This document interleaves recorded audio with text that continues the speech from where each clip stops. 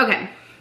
Sorry, that is me getting distracted. I can't, when I start working, like even though it's ahead, I just can't stop working. It's like my computer opens and then this and then this and then this. Okay, so. Keeps you up at night, yeah. Make all the demons quiet, yeah. We were built to thrive. Here we go, story time. So 2014, I did start my weight loss journey. Today is 2023, so it has been almost 10 years. And I will tell you that I have gained pretty much all of my weight back. Okay, here we go. So I will tell you kind of what is going on in my life, what things are looking like, how that's gonna be. So 2014, I started my weight loss journey. I decided to start running. I think it was maybe 2013 I went to LA, or 2014 I went to LA. Anyways, I went to this running store with my friend, and impulse bought running shoes. There was a fancy machine, you stepped on it, and then you did some running trials, and the guy was like, so how far do you run? And I laughed, because I don't run. I wanted the shoes. I don't know, it was fancy, it was cool, so I got back to my home in Ontario, and I decided I was going to run 5K. So I laced up my shoes like the next morning, and I iPod, because iPod was a thing then, and like ran down that street. I ran hard, I was out of breath, and it was like my iPod had like that Nike app on it, and it told me like, you ran like 300 meters. I walked home that day, but every day I would like lace up those shoes and just keep running, and then I did a 5K. So, you know, kind of getting to that point, I was able to do a 10K, and then I signed up for my first obstacle course race.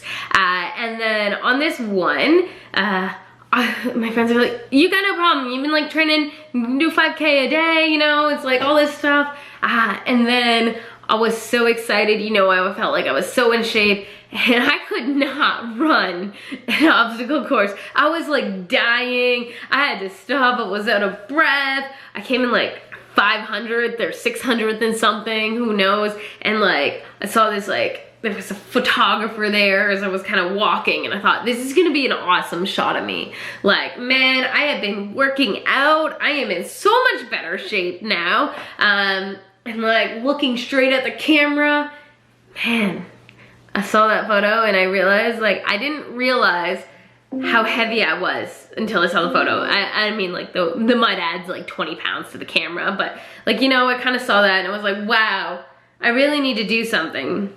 So I started going down the journey for nutrition and finding better ways to eat, and I actually joined Weight Watchers. And I lost a lot of weight doing that. I had a lot of success doing it. And I signed up for Mud Hero for the next year. So I signed up, like, second obstacle course race. I was ready, I knew what was coming. I had a better idea that it was more than just running. So I kind of started doing a little bit more training, and kind of gearing my training towards that, and thinking like, oh, you need to lift weights, you actually have to have strength in this area and that area and need that.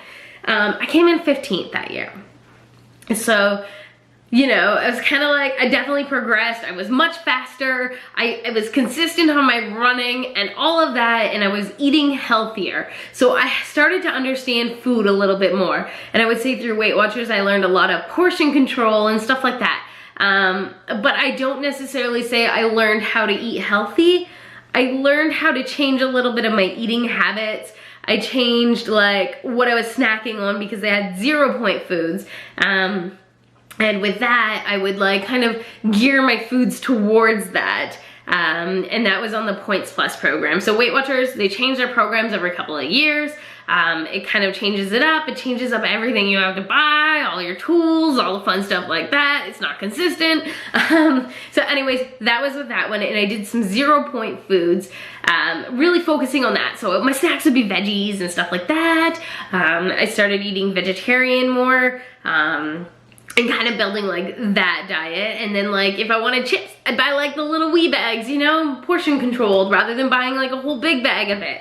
And that was kind of like how I really changed my food. So I did lose like a significant amount of weight. So I lost about 40 pounds.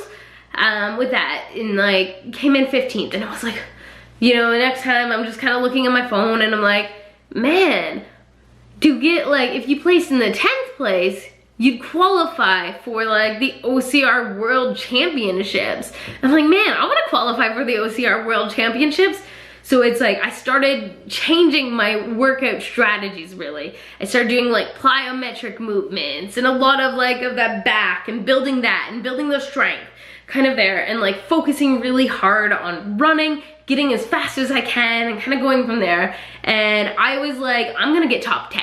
That is my goal. I hit 15, it is time for top 10. Okay, so here we go. I did it. Yes.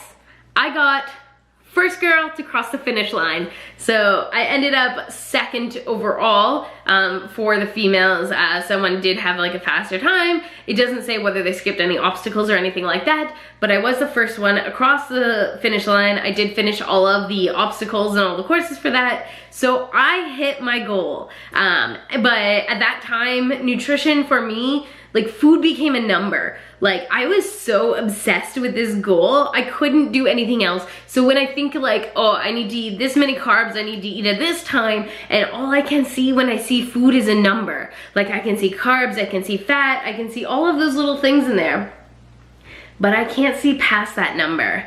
So that is kind of where my relationship with food started to kind of change, was really kind of thinking about like how these elements and what they all meant and tying them all together. And like, I don't know, I didn't even care about taste. I was happy to eat spinach and chicken like every day, and sweet potato and like oats for breakfast with some protein, and like flavor didn't matter. I didn't need to go out to eat. I didn't want any alcohol. I didn't see food as like being social. I would happily like skip dinner with my friends and stuff like that, because like, you know, I had a goal and that's all I wanted to do. And then like, you know, did all of that, and in 2019, I ended up getting a pericarditis. So it was like this fluid that's in my heart, and my heart wasn't able to pump. So like I would go for a run and it would like tell me on my Garmin watch and stuff like your heart rate is extremely high. And I'm like, but this is a normal pace. Like I don't understand what's happening. And like it was my heart rate was checking it. Every time I did hill drills, I would end up in the hospital. They didn't know what was going on with me. So in that year, there was some stuff happening. So I went to this resort in the Dominican, and like in the same year, there were some reported like people dying of heart attacks at the resort, and having kind of issues with their heart after going to the resort. So it really remained a mystery. This is kind of like, oh, this is all cover up, but I got sick in my heart after going to this resort. So I don't really know like kind of what happened or what was the trigger or anything like that, but it's just kind of putting it all together and being like, I don't know. That's all I have to say is I don't know, but I wasn't allowed to work out. I ended up, they had to put me through like the scan, the CAT scan, or I don't know what it was, but it's like that big tubey thing, and they put iodine in you. And you like have to go through this tube, and they found like some fluids in my heart that were blocking my heart from being able to pump. So it was, my heart had become so inflamed that there was no room for it. And it was so swollen, so I ended up like on steroids for a while too, working with a cardiologist, and I was not allowed to work out. And so it was pretty much a year of being sick. And then, you know, 2020, I started getting back into the gym, I started working out, I started lifting weights, and then COVID. My gym's closed. I got nothing. So I ended up purchasing some gym equipment. I did take on a second job to really just build up my gym, and I have an amazing gym today. Absolutely amazing, absolutely wonderful. Love it, so lucky, so appreciative that I have it, but it did take 2 jobs to be able to buy it. So again, this is going back to my mindset, like when I want something, I just make it happen. That is what I do. That is what I know. So anyways, here I was, so I've got my gym and everything like that, but I don't feel the same motivation.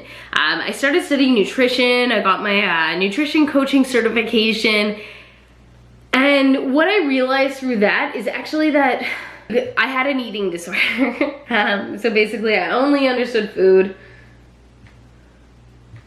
as a number. I couldn't see it any other way. My relationship with food wasn't healthy really at the end of the day. That's all I knew. I could track like no other. I knew how to put a meal plan together like that, but my food was boring. My food was bleh. That's all I have to say. So it wasn't the greatest. And I really think like, I don't know if it was like COVID that changed me, but I just kind of, I fell out of my love with fitness and nutrition for a bit. I've gained all of my weight back that I had in 2014 when I started this whole journey. So, and I always say that too, is like a lot of people who lose weight, they gain it back. But that's because they didn't understand like what they did or like how they lost weight or what the like losing weight was about or anything like that. But I would say I did understand that.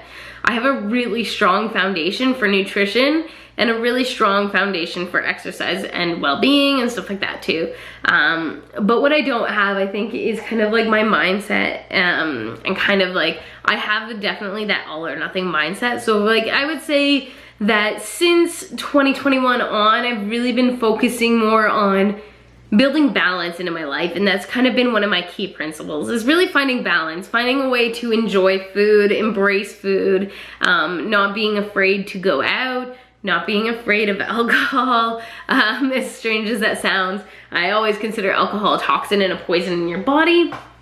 So kind of my relationship with food and changing that around. So the next little bit, I'm gonna be sharing with you just kind of my journey, talking about fitness, weight loss, stuff like that, but also talking about how to do it in a balanced approach, because it's really what I wanna learn how to do. And food is very important to me, so embracing kind of that nutrition focus, but also with enjoying food. So something that I'm starting in my journey now is culinary school. So I'm going to learn to appreciate the techniques, the art that is culinary, and really just bringing the flavors to life and kind of seeing beyond those numbers. So for me, that's something that's really important. I'm definitely in a different stage. I don't really feel like that motivation or that drive towards obstacle course races. I did do some when COVID kind of like calmed down a bit, and I was just supremely disappointed. Like, they are not organized. Obstacle course races are really just looking out for money right now, any way they can. I know they've been hit hard with COVID, the organizations, but they just want to take your money at the end of the day, and they're not going to put on a good event anymore, is kind of how I'm finding it. So it's really not been something I've been enjoying doing. And I think kind of just finding an activity that I enjoy doing, but really finding a way to live balanced and more wholesome, and bringing that into my life. So that is my next little bit and my next goal. Yeah.